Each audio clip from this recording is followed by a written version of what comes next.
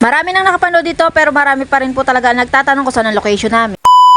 Ito na nga po yung location namin, Dara sa Tanawan City, Batangas. Sa lahat po na nagtatanong, alam kong marami na po nakakaalam pero marami pa rin po talaga ang hindi pa alam. Pero bago ang lahat po, magpapasalamat pa rin po ako sa mga followers ko na nagpapadala ng paggawa dito sa amin. Maraming salamat po sa tiwala ninyo kahit sa online nyo lang naman po ako nakita. Nakakapanghinayang lang din po talaga yung ibang karamihan na gustong magpagawa sa amin ay sobrang lalayo naman po talaga ng lugar nila. Hindi ko nga po ina-expect na aabot tayo sa mga malalayong lugar tulad na lang ng Bicol, ng Mindanao, ay grabe naman, Cebu, ganon. Grabe, ang lalayo di po ba? Kaya sobrang sayang, nanghihinayang din kami. Pero kung malapit lang, ay talaga naman pong tatanggapin namin yan. Kaya nga po, ina-advise ko palagi na kung meron naman pong mas malapit dyan sa inyo, dyan na lang po kayo. Ay baka naman sa SF na lang, ay dyan na lang talaga kayo mamulubi. Ay sayang din naman ho talaga ang pera pag gayon eh. Hindi naman ho aari yung basta pagkakakitaan ng pera, ay talaga namang susunggaban na. Ay nakakaawa din naman ho magpapagawa pag gayon. Kagayan nga pong nasa larangan tayo ng negosyo, ilalaban tayo ng patas para tayo tumibay at tumagal pa. At pagkatiwalaan pa ng maraming tao. Alam naman ho ng lahat na kapag gumagawa ka ng hindi maganda, hindi talaga tatagal. Kung ano man yan naipundar mo, kung sa masama galing, ay diga nga ho, sabi ko nga sa inyo, ay nako.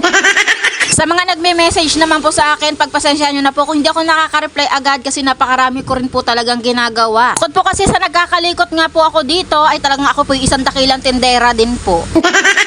Bukod nga ho diyan, ang dami rin po nagme-message sa akin na nagpapaturo na at papagawa ng mga tutorial, ay hindi ko po talaga magagawa iyon. Pagpasensyahan nyo na, napakarami naman pong magagaling po talaga diyan na gumagawa ng mga tutorial. Lalo na nga po ngayong bare months, ay talaga naman pong hato kami dito at medyo tambak ang gawa, kaya talaga hindi po makakapag-reply sa mga message nyo. Sana maintindihan nyo nga ni.